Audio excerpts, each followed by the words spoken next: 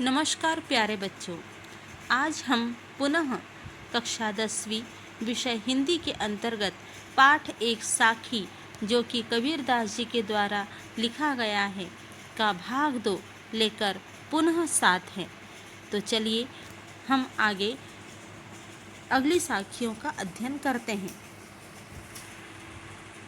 अगली साखी है बिरह भुवंगम तन बसे, मंत्र न लागे कोई, राम वियोगी ना जीवे, जीवे तो वारा होय।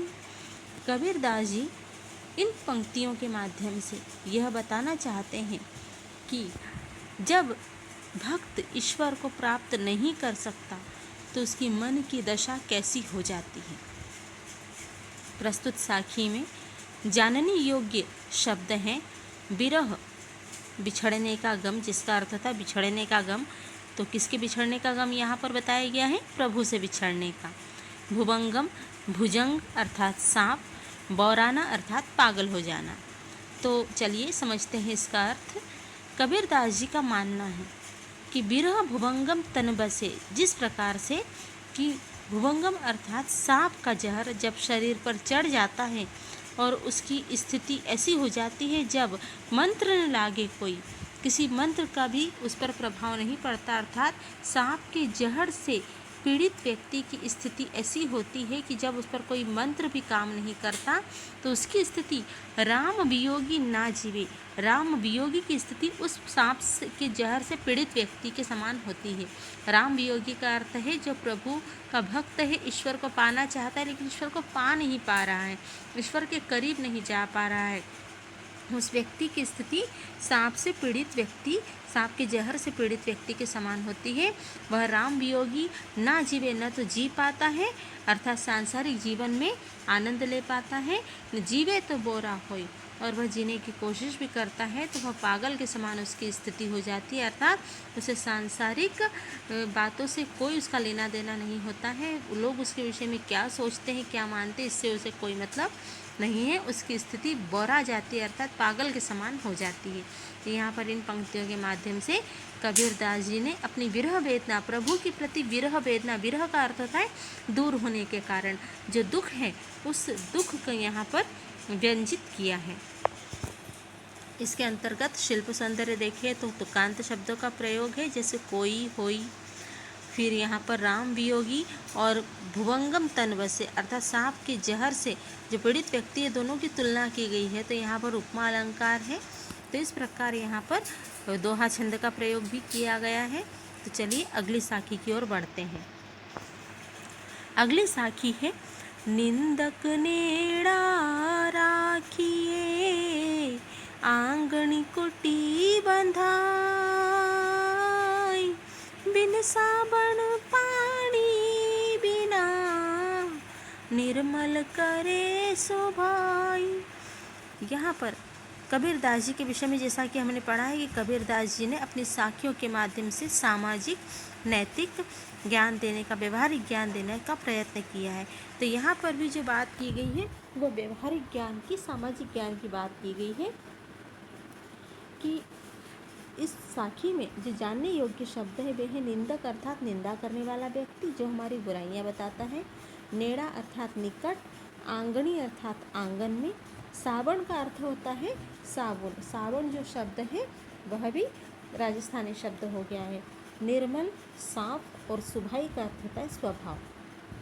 तो कबीरदास जी ने यहाँ पर इस साखी के माध्यम से निंदक व्यक्ति अर्थात ऐसे व्यक्ति जो हमारी बुराइयां बताते हैं, जो हमारी निंदा करते हैं, उनकी विशेषता बताई है, उनका महत्व दर्शाया है कि समाज में ऐसे लोगों का महत्व क्या है। वे कहते हैं कि निंदक नेड़ा राखे, नेड़ा अर्थात निकट, कि निंदा करने वाले व्यक्ति को सदैव अपने निकट रखना चाहिए। आंगन कुटी बंधाई, उसे अपने आंगन में कुटिया बंधाकर, कुटिया बांधकर उसे जगह देना चाहिए, अपने करीब रखना चाहिए। इस प्रकार से निंदक व्यक्ति को रखने से हमारे अंदर की सारी बुराइयां दूर हो जाती हैं।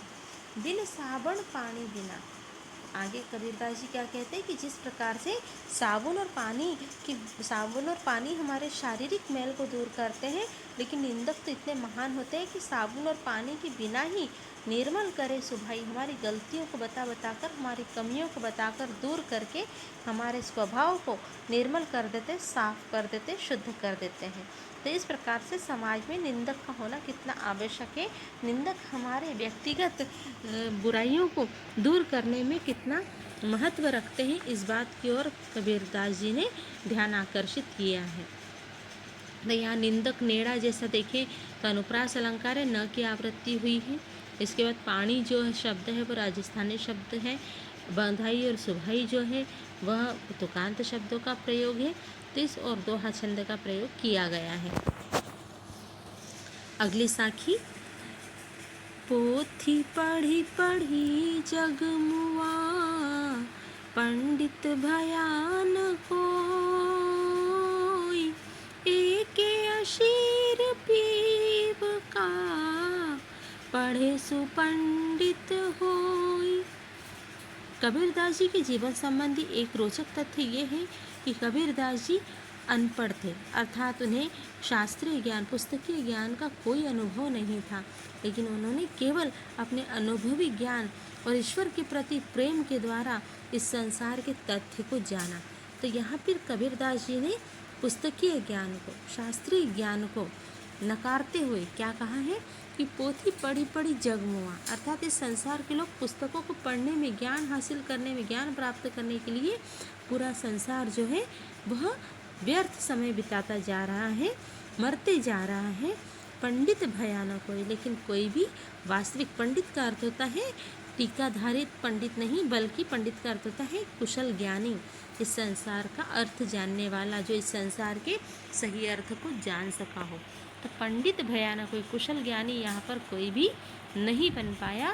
एक ही अशीर पीव का, अशीर का अर्थ होता है अक्षर, जो व्यक्ति एक अक्षर, पीव का अर्थात प्रिय का, प्रिय मीन्स यहाँ पर अर्थ है प्रभु, प्रभु के प्रति जो एक अक्षर प्रेम का पढ़ लेता है, पढ़े सुपंडित हुई, वही जीवन में, इस संसार में वास्तविक पंडित, सुपंडित का अर्थ होता है वास्तविक पंडित कहा जा सकता है, क्योंकि उसने इस संसार में जन्म लेने का अर्थ जान लिया है, इस संसार का तथ्य जान लिया है।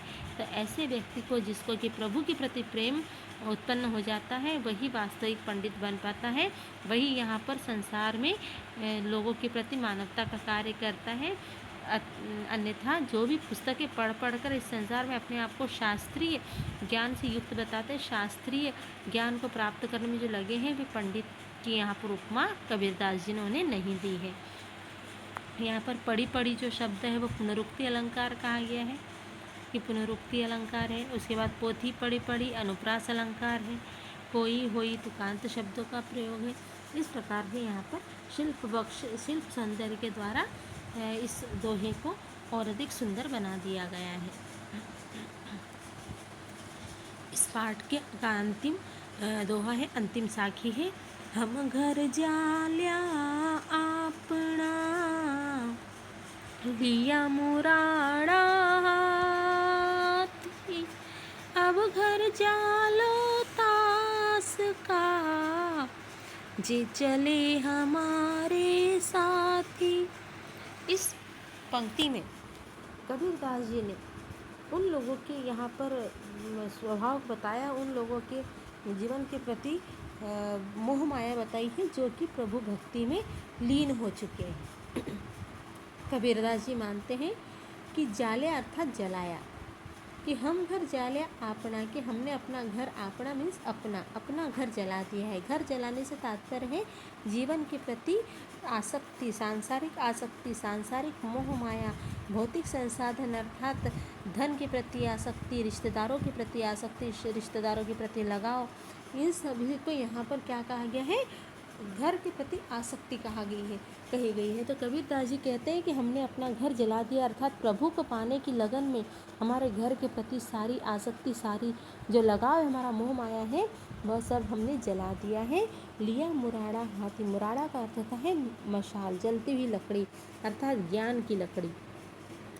इस प्रकार से मशाल यहाँ पर ज्ञान को कहा गया है कि जब हमने ज्ञान को धारण कर लिया है तो हमने घर के प्रति सारी आसक्ति हमारी खत्म हो गई है। अब घर जालो ताश का, अब हम उसका ताश का अर्थात उसका घर भी जला देंगे जो चले हमारे साथ, जो हमारे साथ प्रभु की प्राप्ति में इस मार्ग पर चल पड़ा है, उसका भी हम घर के प्रति उसकी आसक्ति, उसकी रुचि, उसके मोह माया पूरी तरह से त्याग करवा देंगे। तो इस प्रकार से प्रभु के प्रति प्रेम को दर्शाया है कि जब प्रभु के प्रति प्रेम उत्पन्न हो जाता है तो सांसारिक मोहमाया का अपने आप व्यक्ति त्याग कर देता है।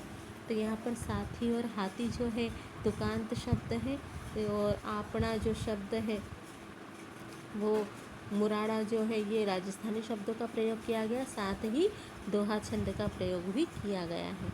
तो इस प्रकार से हमने पाठ 1 साखी का पूरा अध्ययन कर लिया है।